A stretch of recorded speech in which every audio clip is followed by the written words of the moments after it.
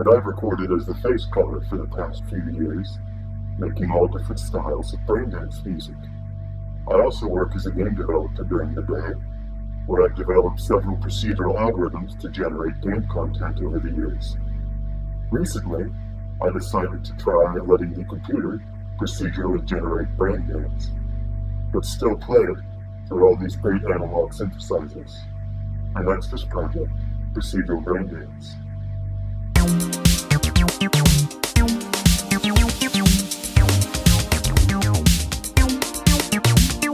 Procedural content generation is the process of writing an algorithm that takes a random seed, a number, and produces output that seems almost as if it had been created by a human.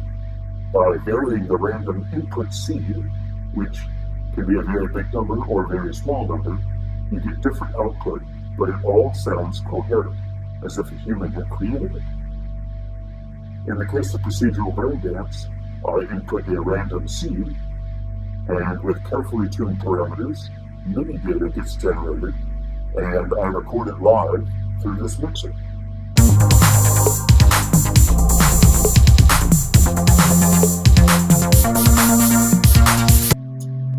The inspiration for procedural braindance came from watching occult research artist Bewip, also known as Ford, do live jams on his YouTube channel and his Mixcloud, where he would live create these incredibly beautiful, intricate braindance songs.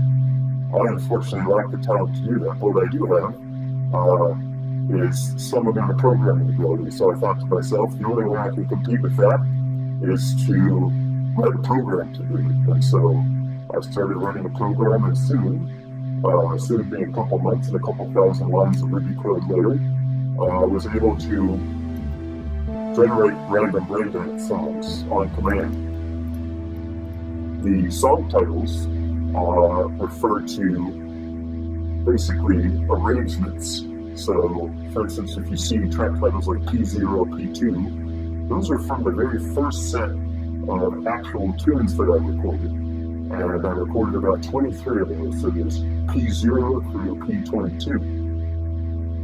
In the case of Pentachroma, for instance, the penta refers to the pentatonic scale. And those songs started out quite slow, and over time I turned up the BPMs, I generated more songs with different seeds, and eventually started playing around with which scale they would be generated with. And then it became Pentachroma, because they had a whole spectrum of different keys they were being recorded in. Others refer to what the arrangement made me feel like.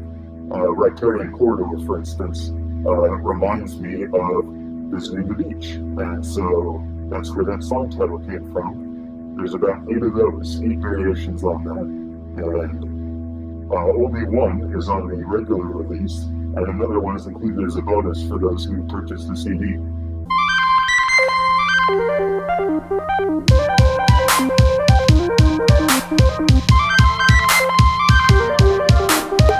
So really the star of the show is this software, which consists of, as I noted, thousands of lines of Ruby algorithms that generate the MIDI, which is fed to all these devices.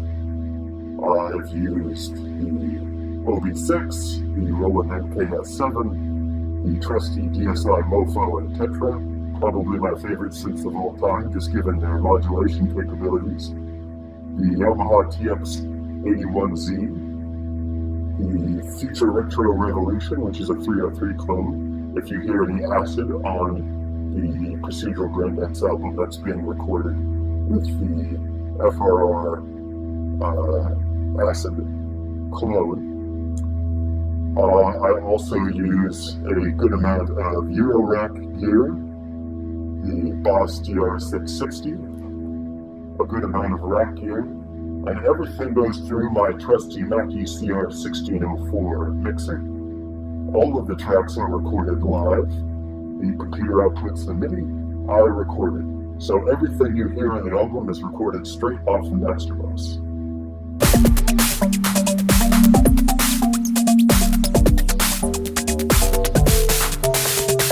Generative music music has a long history in braindance or IDM or electronic music in general, going all the way back to experiments done in the 1960s. One of the most well-known apps to use generative music is Autepre. They procedurally generate basically all of their music. What makes procedural braindance a bit different is that I sought not to make something completely alien or incomprehensible.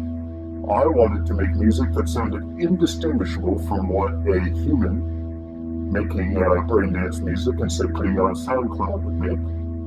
So my tracks very carefully have been created to have rises and falls, very traditional melody and chord structures. They emulate certain aspects of braindance that have been pioneered by Aphex Twin or Drexia. And really, I think a lot of generative music, you can tell it was generated by a computer, particularly because it has a very flat emotional response. I love Autepre, but when I listen to it, you can generally hear one or two major patches that slowly morph between each other over the course of the track. Whereas my favorite tracks, like the works of, say, Aphex Twin, go through wild changes, wild dynamic changes throughout the whole track. And that's really what I wanted to emulate with this. And so I would say I've never heard generative music that sounds anything like procedural braindance, in that you really can't tell a computer generated at all. It really sounds like a human purposely sat down with a bunch of machines and created a braindance track. And that's really what I wanted to capture.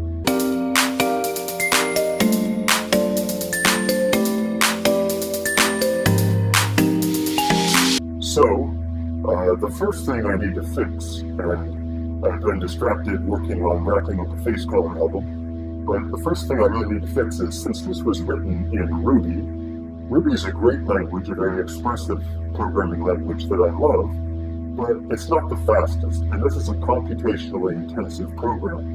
And so it actually takes several seconds to generate a song. Now that might not seem like a big deal, but my ultimate goal is to be able to use this in my own compositions, generate sequences live, and mutate them, play with them as they're playing. And my current Ruby implementation is just not fast enough. It takes a couple seconds for each shot. And if I was to use this in, say, a live setting, I'd have a big 3 or 4 second pause where my CPU is burning trying to generate the music. So one thing I'd like to do is rewrite it, perhaps more cleanly, in a language like C++, so it can be faster. I am also interested in creating a range of hardware based on the algorithms in procedural braindance.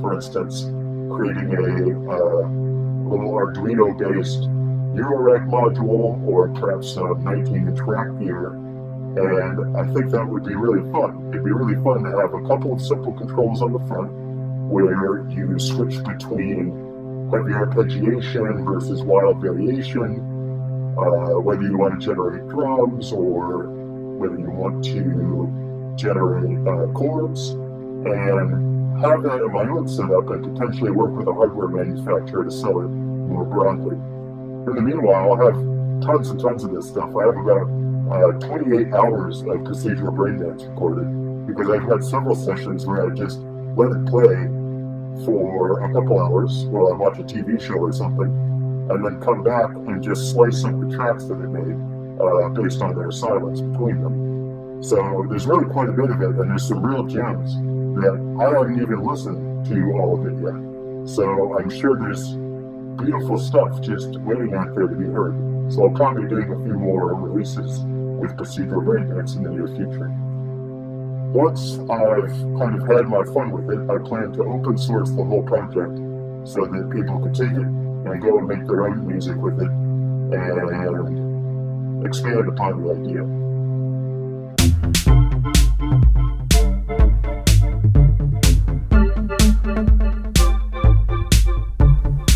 I must admit, I had a bit of an existential crisis after I first listened to P0 to P22 on the way to work one morning. The hours that I spend pouring into braindance music, I was able to generate tracks that were as good, or in a few rare cases, better than anything I had ever made myself. And so it was quite existentially depressing for a bit, but after a few weeks, I kind of got used to the idea.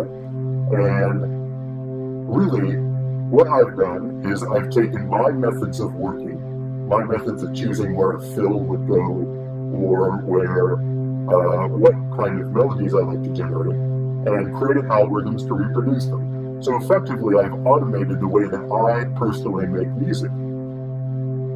So really, that's what made me feel a bit better about the whole project, is that this machine hasn't replaced me. I've basically just automated my own process, my own compositional process.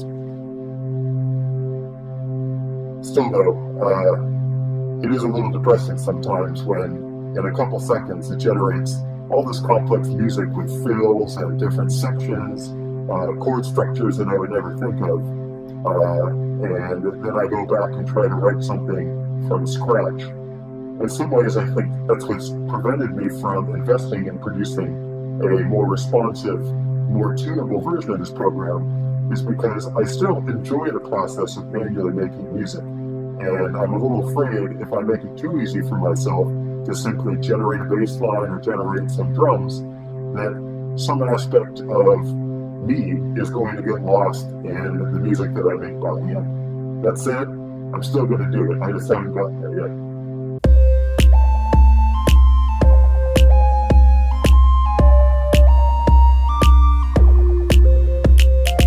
If you look at the track titles, you'll notice that this album really has a strong nature theme.